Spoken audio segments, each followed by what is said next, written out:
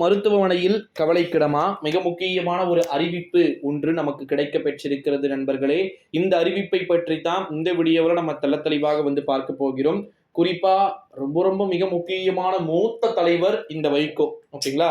இந்த ஒரு சூழ்நிலையில தான் நம்முடைய தமிழகத்துடைய ஒரு சூழ்நிலையில தான் வைகோ அவர்கள் பாத்தீங்கன்னா மொட்டை மாடியிலிருந்து வரும் பொழுது வழுக்கி விழுந்து அவருடைய எலும்பு முறிவு அப்படின்றது அவருக்கு ஏற்பட்டு இருக்கிறது அப்படின்னு சொல்லிட்டு தகவல்கள் என்பது வெளியாகி இருக்கக்கூடிய ஒரு சூழ்நிலையிலே நம்ம பசங்க சும்மாவே பாத்தீங்கன்னா புகையை கிளப்பி விடுவாங்க. சும்மா விழுந்த உடனே வைகோ முடிந்தது, அவருடைய கதைக்கேடு விதித்திருக்கிறார்கள் மருத்துவமனை அப்படின்னு சொல்லிட்டு. அரசியல்ல மூத்த தலைவர். ஓகேங்களா? ரொம்ப ரொம்ப கலைஞர் காலத்து ஆள், எம்ஜிஆர் காலத்து ஆள், அப்புறமா பாத்தீங்கன்னா நம்முடைய பெரியார் காலத்து ஆள் என்று குடைவரை எல்லாம் சொல்லிவிடலாம். ஓகேங்களா? இந்த ஒரு சூழ்நிலையில தான் மருத்துவமனையில இவர் தற்போது வயது ஆகிவிட்டது என்றால் நிச்சயமாக அனைவருக்கும் பிரச்சனைகள் என்பது வரத்தான் செய்யும்.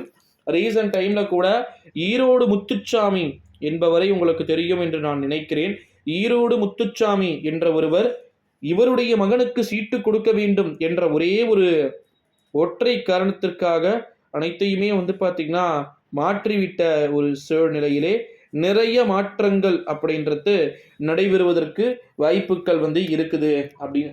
அந்த பாவம் இவரை சும்மா விடாது அப்படின்னு சொல்லிட்டு சொல்லி இருக்கிறாங்க. கிட்டத்தட்ட வைகோ அவர்களுக்கு என்ன ஏஜ் ஆகுதுன்னு தெரியுமா? 80 வயது ஆகுது. ஓகேங்களா? 80 வருடங்கள் ஆகிறது. கிட்டத்தட்ட நம்முடைய எப்படி சொல்றது, ராமதாசுக்கும் கூட 80க்கு மேல ஆகுது. இவங்களாம் ரொம்ப ரொம்ப பழம்பெரும் ஆட்கள். ஓகேங்களா? 1944 கிட்ட பாத்தீங்கன்னா இவர் பிறந்தவர் எங்கன்னா கலிங்கப்பட்டி அப்படின்ற ஒரு ஏரியால பாத்தீங்கன்னா பிறந்தவர் தான் நம்முடைய வைகோ அவர்கள்.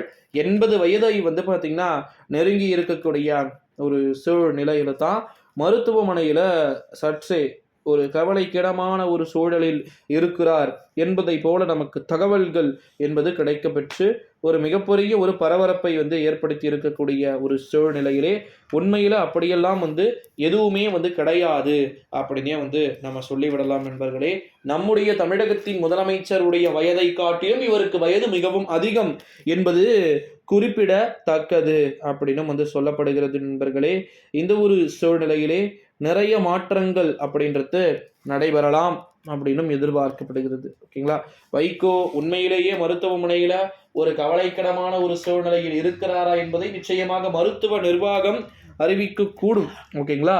இந்த ஒரு சூழ்நிலையிலே வைகோ அவர்கள் பாத்தீங்கன்னா ஒரு கவலைக்கிடமான நிலைக்கு தள்ளப்பட்டு இருக்கிறார் என்பதை போல செய்திகள் உலா வந்த வண்ணம் இருக்கிறது.